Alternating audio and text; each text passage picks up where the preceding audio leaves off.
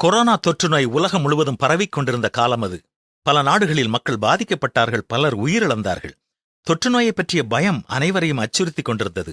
Corona நோயினால் பாதிக்கப்பட்டு மருத்துவமனையில் சிகிச்சை பெற்றுக் கொண்டிருந்தவர்களுக்கு மிகப்பெரிய வேதனை என்னவென்றால், அவர்களின் உறவினர்கள் அல்லது நண்பர்கள் எவருமே அவர்கள் அருகில் வர முடியாதபடி தனிமையில் விடப்பட்ட அவல நிலை.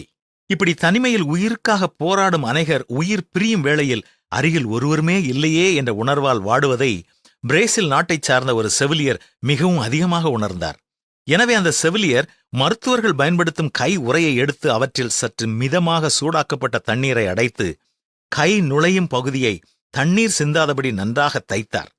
மனித கைகளைப் போல காணப்பட்ட அந்த தண்ணீர் அடைக்கப்பட்ட கை உறைகளை மரண தருவாயில் தனிமையில் வாடிய பிணியாளிகளினுடைய கரங்களின் மேல் வைத்தார்.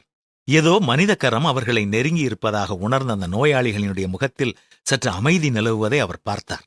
இந்த செய்தி 2021 ஏப்ரல் 9 பிசினஸ் டுடே என்ற பத்திரிகையில் வெளியிடப்பட்டிருந்தது. வியாதியில் மரண தருவாயில் படுக்கையில் இருக்கும் மனிதர்களுக்கு தேவை அவர்களை தொட்டு ஆறுதல் கொடுக்கக்கூடிய மனிதர்களே என்ற உண்மை நமக்கு தெரிய வருகிறது. வயோதிபத்தில் மரண தருவாயில் வியாதியில் இருப்பவர்களைப் போய் பார்க்க வேண்டியதும் உரிமையோடு அவர்களை தொட்டு ஆறுதலாக பேசுவதும் மிகவும் அவசியம். நாம் அறிந்திருக்கும் எத்தனை பேர் இன்று இப்படிப்பட்ட நிலையில் இருக்கிறார்கள்? இந்த வாரத்தில் அப்படிப்பட்ட சிலரை சந்திக்க நேரம் எடுத்துக்கொள்ள நாம் திட்டமிடலாமா?